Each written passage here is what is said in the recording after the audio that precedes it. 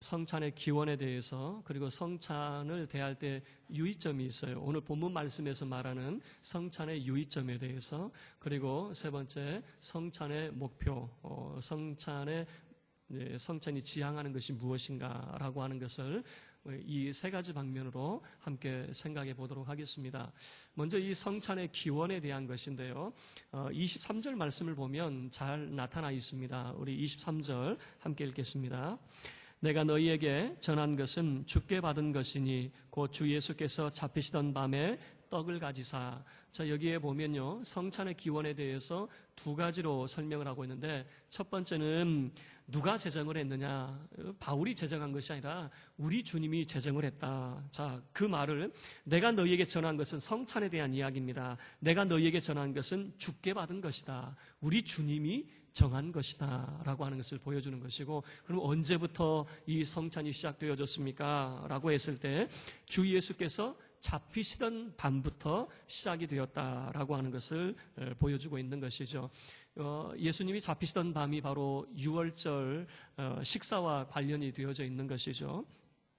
예수님께서 베드로와 요한에게 이 유월절 식사를 위해서 준비를 하도록 하는 거죠. 그러니까 베드로 요한이 뜬금없는 거죠. 주님, 내가 어디에 가서 이 식사를 준비를 해야 됩니까? 그러더니 예수님이 하신 말씀이 성내에 들어가 봐라. 성내라고 하는 것은 예루살렘을 말하는데, 예루살렘 성내에 들어가면은 물 한 동이 가지고 가는 한 사람을 만나게 될 텐데 그 사람 따라가 봐. 그러면 그 사람이 우리를 위해서 객실을 준비해 줄 거야 라고 하는 거죠. 완전 뚱딴지 같은 그런 이야기 아닙니까? 예루살렘에 가면은 물동이 지고 가는 사람이 있다는 거예요. 보통 물동이는 누가 지냐면은 여자가 집니다. 그런데 성경에서 표현하는 것을 보면 남자 같아요. 그러니까 남자가 지고 가는 것을 보면 그 사람을 따라가라 라고 하는 것이거든요.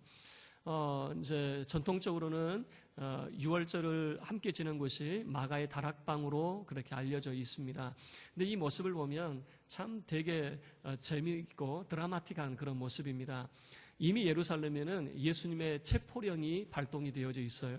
그래서 가룟 유다하고 대제사장 사이에 어떤 그런 이 약속이 오고 갔냐면은, 가룟 유다가 예수님을 팔아넘기는데 사람이 많이 있을 때는 예수를 못 잡잖아요. 그러니까 사람이 적게 모일 때, 예수하고 그의 제자들만 모여 있을 때를 알려라. 그러면 너에게 은 30을 주겠다라고 하는 거예요. 근데 만약에 예수님께서 누구 집에서 오늘 유월절 식사를 하자라고 했다면은 아마 예수님은 제자들하고 그 식사를 하지 못했을 거예요. 왜냐하면 가룟 유다가 어느 집으로 오십시오. 거기 오면 예수님이 반드시 있을 겁니다 라고 했겠죠. 그런데 마치 이게 아무도 몰라요. 왜냐하면 성내에 들어가는데 누구 집으로 가라는 것도 아니고 물동이 가지고 가는 사람 뒤따라가라. 그렇죠. 그래서 이제 그 집에서 예수님께서 이제 유월절 이제 식사를 하게 되어지는 겁니다. 이 유월절 식사는 한 2시간 내지 3시간의 그런 긴 시간을 가지고 식사를 하게 되어지고, 또 이 유월절과 성찬이 서로 하나의 그림으로 이렇게 묶여져 있어요. 예수님께서 누가복음 22장에서 무슨 말씀을 하시냐면요, 유월절이 하나님의 나라에서 이르기까지 내가 다시 먹지 않겠다. 그래서 이 유월절과 하나님의 나라를 이렇게 이어가고 있고, 또 이런 말씀도 하셨어요. 하나님의 나라가 임할 때까지 포도나무에서 난 것을 내가 다시 마시지 않겠다라고 하는. 그래서 이 유월절과 하나님의 나라가 이렇게 하나로 연결되어져 있는 그런 모습을 보여주는데요. 여러분이 유월절의 큰 두 가지 특징이 뭐냐면은, 유월절 그러면 출애굽할 때의 모습을 생각해 보세요. 유월절의 큰 두 가지 특징은 집 안과 집 밖으로 나눠볼 수가 있어요. 집 밖에는 무엇이 칠해져 있습니까? 어린 양의 피가 칠해져 있죠. 집 밖에는. 그리고 그 피를 보고 죽음의 천사가 넘어가게 되어지는 것이죠. 집 안에서는요, 집 안에서는 어린 양을 먹는 식사가 이루어지고 있는 것입니다. 그래서 크게는 유월절은 집 안과 집 밖으로 식사와 피라고 하는 것으로 말해볼 수 있는데, 이 성찬 예식도 이 두 가지로 나눠볼 수가 있는 거예요. 첫 번째는 떡을 먹는다라고 하는 식사라고 하는 것이고, 그리고 두 번째는 예수님께서 잔을 드시고 말씀을 하셨거든요. 그래서 이 식사와 피라고 하는 것으로 유월절과 이 성찬이 그리고 하나님의 나라가 서로 이렇게 맞대어 있다라고 하는 것을 알 수가 있습니다. 그리고 유월절 식사를 통해서 예수님께서 이렇게 말씀하셨죠. 떡을 나누어 주면서 이것은 너희를 위하여 주는 내 몸이라. 이 몸을 상징한다는 것이죠. 그래서 너희가 이를 행하여 나를 기념하라 라고 말씀하셨고, 또 잔을 나누어 주십니다. 이제 포도주가 담긴 그 잔을 나누어 주시면서 이 잔은 내 피로 세우는 새 언약이니 곧 너희를 위하여 붓는 것이라 라고 하는 말씀을 하셨어요. 자, 그러면 이 유월절의 기원은 예수님이 제정하신 것이다 라고 하는 것을 알 수 있습니다. 그리고 두 번째 우리가 살펴볼 것은 뭐냐면 유월절의 이 성찬의 유의점이라고 하는 것입니다. 우리가 조심해야 될 것이 무엇인가? 여러분, 이 성찬은 예수를 기념하는 것이다 라고 하는 것을 잘 보여주고 있는데요, 24절과 25절 말씀이 이것을 확인하고 있습니다. 자, 우리 24절과 25절 함께 합독하겠습니다. 시작. 축사하시고 떼어 이르시되 이것은 너희를 위하는 내 몸이니 이것을 행하여 나를 기념하라 하시고, 식후에 또한 그와 같이 잔을 가지시고 이르시되 이 잔은 내 피로 세운 새 언약이니 이것을 행하여 마실 때마다 나를 기념하라 하셨으니. 자, 이것을 행하여 나를 기념하라 라고 하는 것이에요. 근데 이 원어를 직역을 하게 되어지면 이런 의미를 가지고 있어요. 나를 기념하기 위하여 이것을 행하라 라고 하는 거예요. 나를 기념하기 위하여라고 하는 것이거든요. 자, 그러면 이 떡을 떼는 것과 잔을 나누는 것을 통해서 우리가 반드시 기억해야 될 것이 있는데, 그것은 바로 예수님을 기념하는 것이다 라고 하는 것입니다. 이 성찬의 가장 중요한 핵심이 뭐냐? 예수님을 기념하는 것이다 라고 하는 것이에요. 그런데 이 성찬을 통해서 그러면 예수님을 우리는 당연히 예수님 기념하지요. 그러면 예수님을 기념하지 않을 수도 있습니까? 있어요. 이 고린도전서 11장의 이야기는 무슨 말이냐면, 주의 만찬을 바르게 이행하지 못하는, 예수님을 기념하지 못하는 것에 대한 경고가 바로 이 고린도전서 11장에 담겨진 이야기거든요. 자, 그러면 예수님을 기념하지 못한 성찬의 모습이 어떤 모습인가? 우리 간단하게 한번 살펴보도록 하겠습니다. 18절 말씀을 보면요, 교회에 모일 때에 분쟁이 있다라고 하는 그런 표현을 쓰고 있습니다. 교회에 모이는데 분쟁이 있네요. 그리고 19절 말씀을 보면요, 어떤 파당을 고의로 만드는 사람들이 있다는 거죠. 파당을 고의로 만드는 사람들이 분쟁을 일으키고 있다라고 하는 것이에요. 이제 그런 이 사람들이 도대체 누군가? 여러분, 33절 말씀을 보세요. 33절 보시면 그런즉 내 형제들아 먹으러 모일 때에 서로 기다리라. 자, 그러면 기다리라라고 하는 말은 뭐냐면 먼저 먹는 사람이 있고 나중에 먹는 사람이 있다는 말이죠. 자, 그러면 먼저 먹는 사람은 도대체 어떤 사람들인가? 고대 사회를 살펴보면요, 먼저 먹을 수 있는 사람은 귀족들입니다. 귀족들은 얼마든지 자기 시간이 많기 때문에 자기가 준비한 이런 떡과 포도주를 먼저 먹을 수 있는 거예요. 그러면 나중에 먹는 사람은 어떤 사람입니까? 노예들이죠. 일꾼들이죠. 이 사람들은 자기 시간이 없어요. 주인이 할당해준 그 시간들을 다 채워야 됩니다. 그리고 이 사람들은 먹을 것도 잘 준비를 못하게 되어지는 거예요. 왜냐하면 주인이 먹을 것을 주어야 그것을 가지고 올 수 있는 사람들 아닙니까?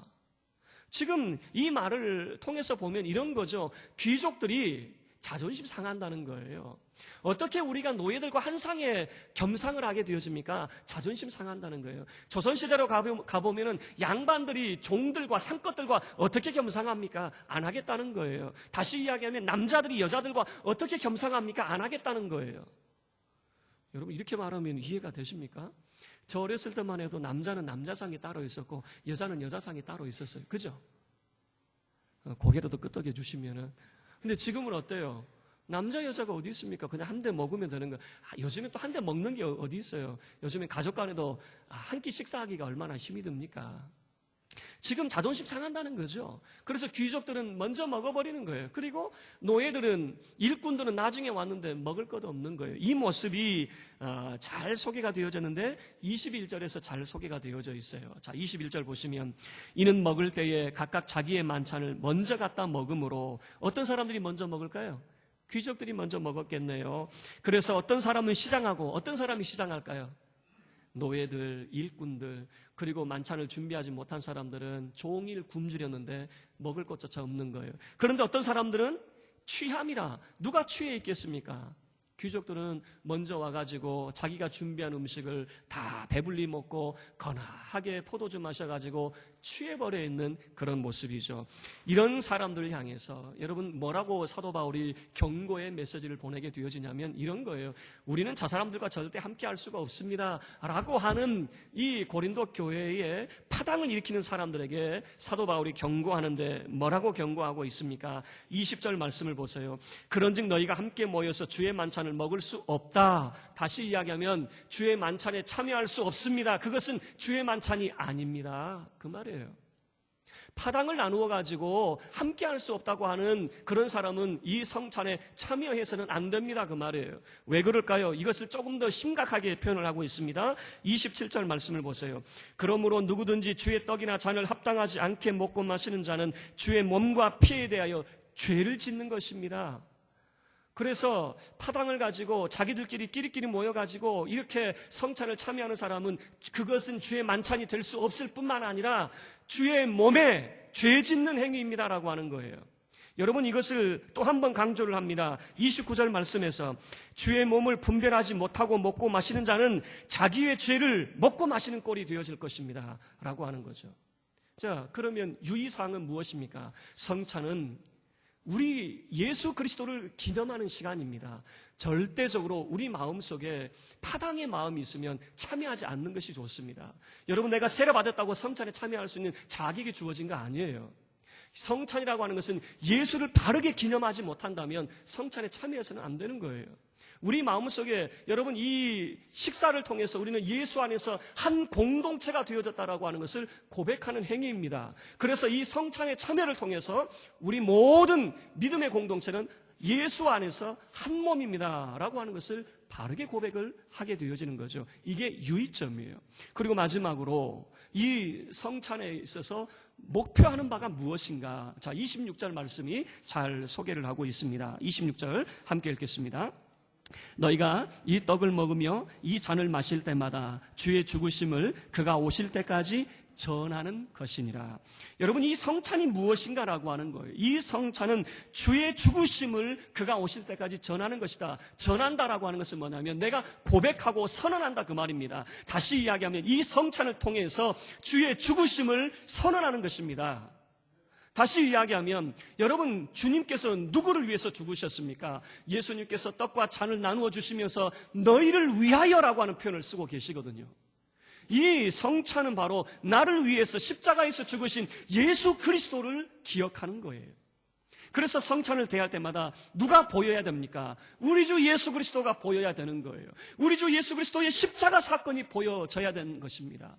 여러분 고대 사회에서 하나님 앞에 제사를 지내러 나올 때에 제물을 가지고 나온다고 말씀을 드렸어요. 양을 가지고 나옵니다. 그러면 이 양을 가지고 나오면은 이 양을 가지고 나온 사람이 양에게 안수를 합니다. 안수를 하는 이유가 뭡니까? 원래는 내가 죽어야 돼요. 죄의 삭은 사망입니다. 반드시 죄 있는 자는 죽어야 됩니다. 내가 죽어야 돼요. 그런데 내 대신 네가 죽는 거예요. 내 죄를 대신해서 이 양이 죽어가는 거예요. 그리고 이 양을 잡는 겁니다. 여러분 거기 그 사건을 통해서 그가 기억해내는 것은 무엇이냐면 하나님의 자비하심이에요. 원래는 내가 죽어야 되는데 나를 대신해서 이 양이 죽어가는 거예요. 이 제물이 죽어가는 거예요. 여러분 이 성찬을 통해서 예수 그리스도의 죽으심을 우리가 고백하는 이유가 무엇입니까? 고린도후서 5장 15절 말씀에서 잘 소개를 하고 있습니다.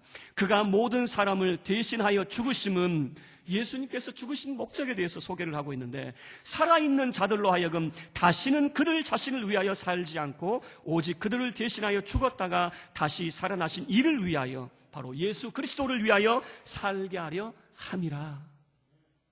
여러분 그래서 이 성찬을 통해서 주의 죽으심을 우리가 고백하며 또 한 가지를 고백하는 겁니다. 무엇을 고백합니까? 나를 위해 죽으시고 나를 위해 사신 이제 앞으로의 나의 삶은 나를 위한 삶이 아니라 그리스도를 위한 삶, 예수님을 위한 삶을 살겠습니다. 다짐하는 거예요. 자, 말씀을 마치도록 하겠습니다. 이 성찬을 통해서 우리는 떡과 포도주를 받게 되어집니다. 떡과 포도주를 통해서 예수 그리스도를 발견할 수 있기를 주의 이름으로 축원합니다. 그리고 고백하세요. 이제 나의 나된 삶은 나를 위한 삶이 아니라 그리스도를 위한 삶, 주 예수 그리스도를 기억하는 자의 삶이 되겠습니다.